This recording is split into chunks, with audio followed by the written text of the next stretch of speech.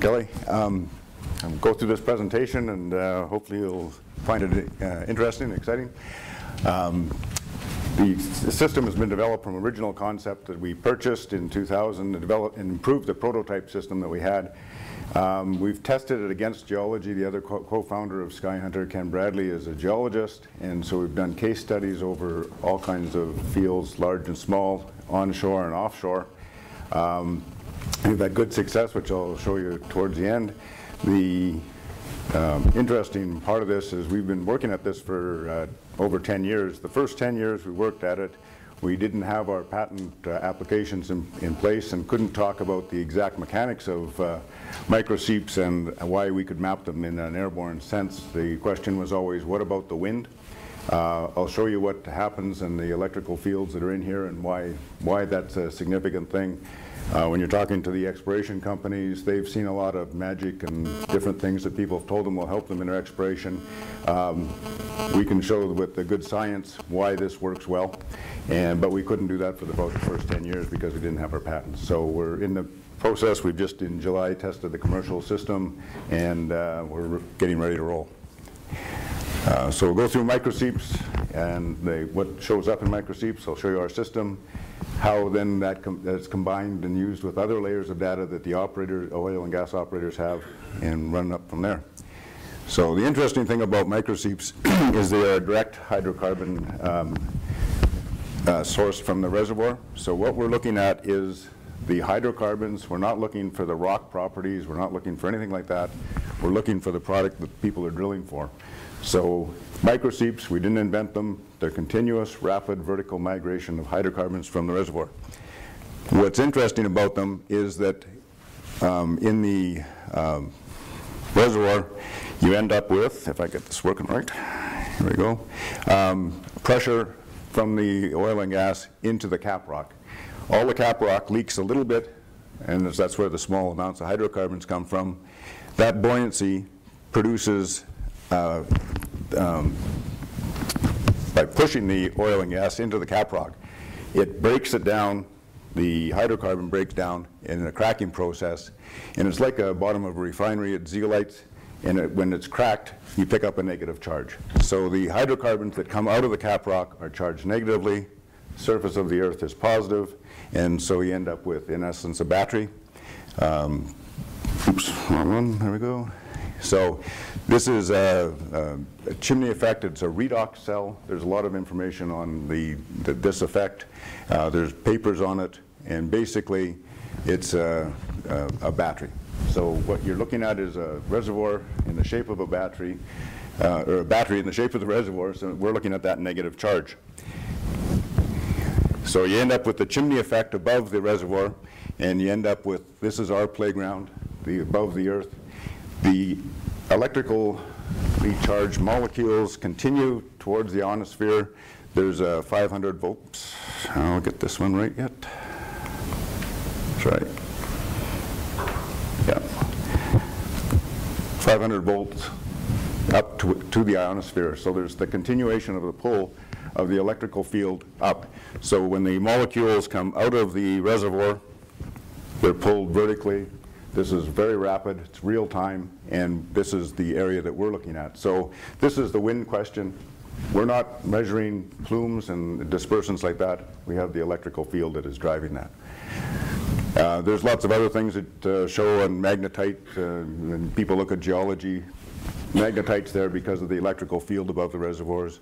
There's clay replacement things that you can see from satellites that because of that, same feeling, or same effect, you can measure that. There's lots of papers. Schumacher is one of the best for all of the things that are non-seismic exploration tools.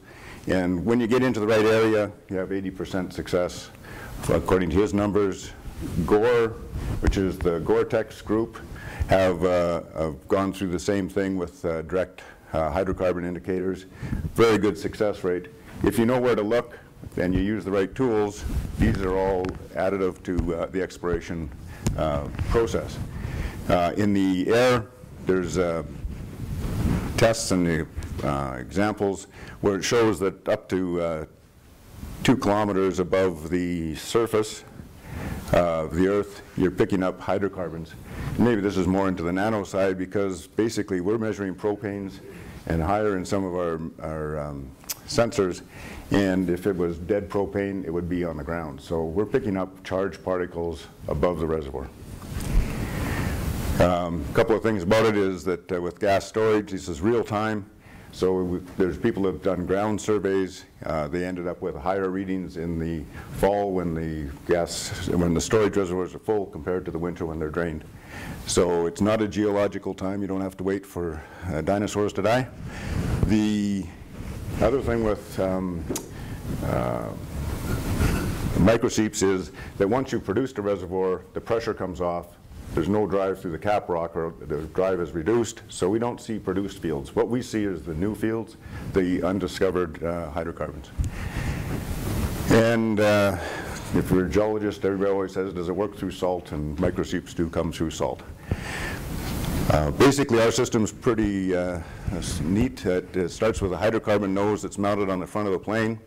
We have a contract with Aries Aviation, who are out at Springbank. They fly Navajos. The system's pretty straightforward. We, in developing the technology, had our own plane because we're drilling holes and doing all those kind of magic things. It's not what you should be doing, so we're happy to have that contract.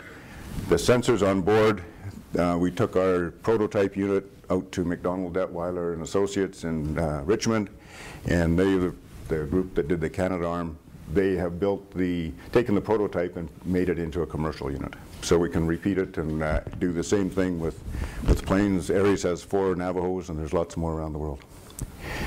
So part of the thing to get concentrations that are small, you have to gather them and concentrate them, or the parts per million. So what we're looking at is bringing those parts per million into the nose. The nose is a bunch of concentric rings that charge up. The planes, if you've seen, have wicks on the wings. That takes the negative charge off the planes. So the plane is basically negatively charged, and in high science, charges, like charges repel. And so if you have negative charges on the nose cone, and you have negatively charged hydrocarbons, what happens is when they hit the nose cone, they come in, 95% of the air goes around, and the sample comes into the plane. So we end up with concentrations that then the sensors can pick up. The sensors, again, are the MDA ones. They're put into shock-resistant cases. It's a plasma-type system, and what they do is measure continuously every second long line. So it's about every 70 meters.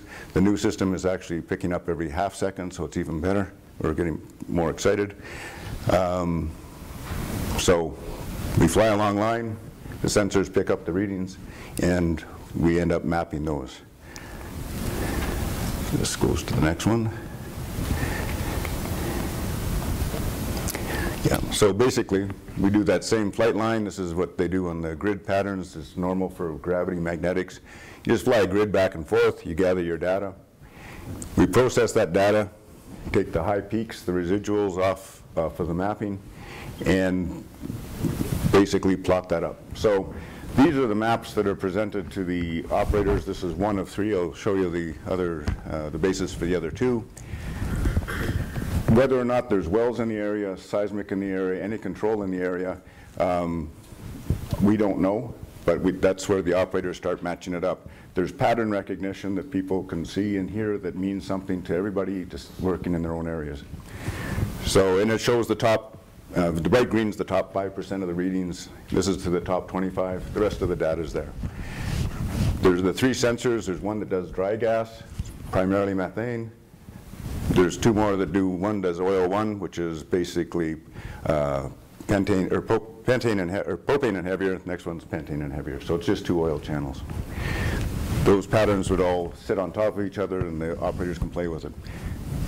That's the point where we stop. We're a service company. That's where we stop. The operator takes that data, adds it to all of their satellite imagery, magnetics, gravity, anything else they have, focuses in. The most expensive items tend to be the seismic, 3D, 2D, and then also when you drill wells, that's very expensive. So what they do is take their information, map it, relative to what we've mapped, and if they have seismic in the area, they can shoot that or use their own.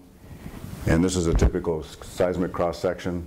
So what they do is then match the rock properties to the hydrocarbons, figure out where it's trapped, and then can end up with the depth. We can't do any of this. We just do the plan view, but it focuses the areas. So basically, in summary, we've been doing this.